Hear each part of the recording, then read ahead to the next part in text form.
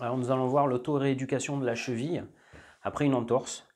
Alors évidemment, c'est pas sur des entorses fraîches, c'est quand on commence à pouvoir remuscler les fibulaires, c'est-à-dire les muscles qui sont sur le côté de la cheville et qui empêchent le mouvement d'entorse.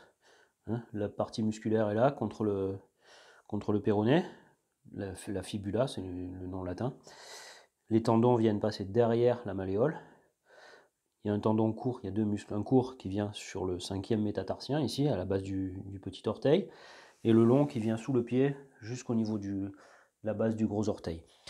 Leurs mouvements, ils vont empêcher le pied d'aller dans ce sens-là, donc ramener le pied comme ça, et on voit la contraction, ramener le pied sur le côté, en l'air et sur le côté. Et quand le pied est posé à la marche, le long fibulaire va participer à la propulsion et au maintien de la cheville pendant qu'on propulse, c'est-à-dire que le pied, on a avancé le pas, le pied avant est en avant et le pied arrière vient pousser et propulser. Et là, le muscle est contracté. En même temps que les fléchisseurs plantaires et d'autres muscles dont le tibial postérieur. Donc on va les renforcer, ces muscles-là, ils sont étirés pendant l'entorse. Et ensuite, pendant qu'on immobilise, évidemment, ils perdent un peu de leur force.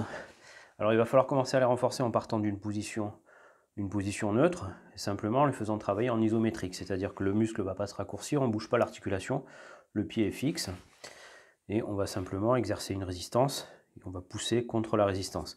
Donc en fait, avec ma main, je remonte le pied, et j'appuie avec mon pouce sur la base de l'orteil. Donc j'exerce un mouvement ici, d'ouverture de la partie extérieure de l'articulation, et de torsion. Et je vais contrer ce mouvement-là. D'abord sans bouger, faire travailler le muscle. On tient 6 secondes, 6 à 8 secondes, et on relâche. Ça c'est important pour que toutes les fibres du muscle se contractent. Le principe c'est toujours 6 à 8 secondes de contraction. Pour compter une seconde, c'est 1 et 2 et 3 et 4 et 5 et 6. Voilà, 6 secondes. Et on relâche. On laisse à peu près autant de temps de repos, voire plus si le muscle est fatigué, si on est en début de récupération, si le muscle est encore faible. Ensuite, on va faire de la contraction concentrique, c'est-à-dire que le muscle va se raccourcir en même temps qu'il se contracte. Il se contracte et il se raccourcit et on vient faire le mouvement. Donc on peut partir de plus ou moins loin. Au début, n'étirez pas trop, parce que je vous rappelle que les ligaments là ont été étirés. C'est eux qui ont subi l'entorse. Donc on va partir d'une position neutre et venir raccourcir les muscles. Comme ça, voilà, le pied va dans ce sens-là. Si on met le pied en avant, il vient sur le côté, comme ça, sur le bord externe. On rapproche le bord externe du pied, le cinquième orteil, de la partie externe de la jambe. Comme ça, et petit à petit, on va chercher de plus en plus loin pour la contraction. Toujours pareil, une contraction en mouvement sur 6 secondes environ. Et on va pouvoir varier les vitesses, donc faire une contraction lente, ou au contraire, des contractions de plus en plus rapides, des séries rapides, et alterner des séries rapides et des séries lentes, par série de 10.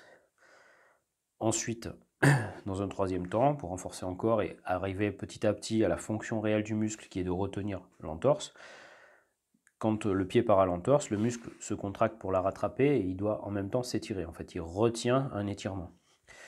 Là, ça sollicite beaucoup plus les fibres.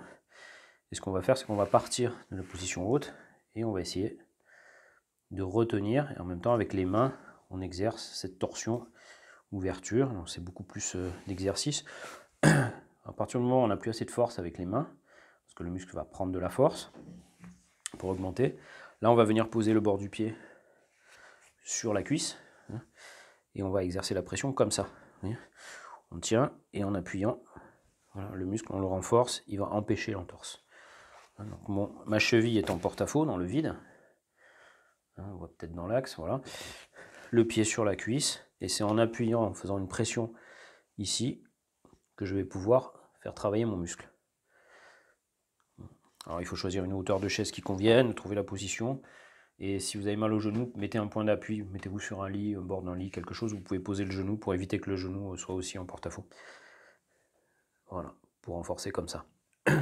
Ça, c'est pour ce qui est du renforcement des fibulaires.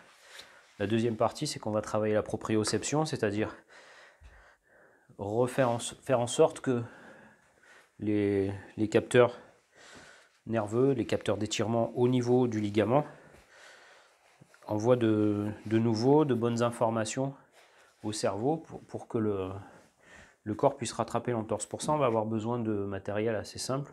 Au cabinet, on a des plateaux d'équilibre.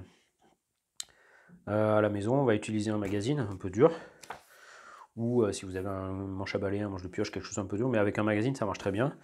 On va rouler le magazine de manière très serrée pour créer un cylindre rigide. On peut le scotcher, l'agrafer, le tenir, mais sinon ça tient comme ça.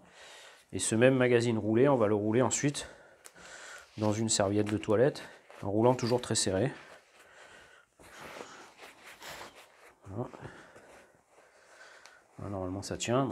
Et on obtient un cylindre qui est légèrement souple et qu'on va pouvoir utiliser comme un plateau d'équilibre ou quelque chose qui va rouler sous le pied. Alors, je vais montrer ça au sol. Voilà. Donc à partir de là, on va pouvoir faire travailler les articulations du pied, simplement en mettant du mouvement.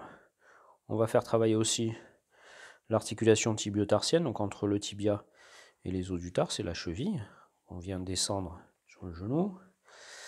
On va faire travailler aussi dans l'autre sens petit à petit les appuis et l'extension. Donc on vient poser le talon, on vient ouvrir en gardant les pieds en appui. On vérifie que ce soit le gros orteil qui soit en appui, on travaille toujours les fibulaires. Donc l'appui est là sur la propulsion. Et après, en avançant ou en reculant, on va modifier l'angle au niveau de la cheville. On peut faire des exercices comme ça de franchissement d'obstacles. Je passe par-dessus, je reviens. La même chose ici, là. Et en augmentant petit à petit, on va augmenter la difficulté. On va venir mettre le pied de manière parallèle au cylindre.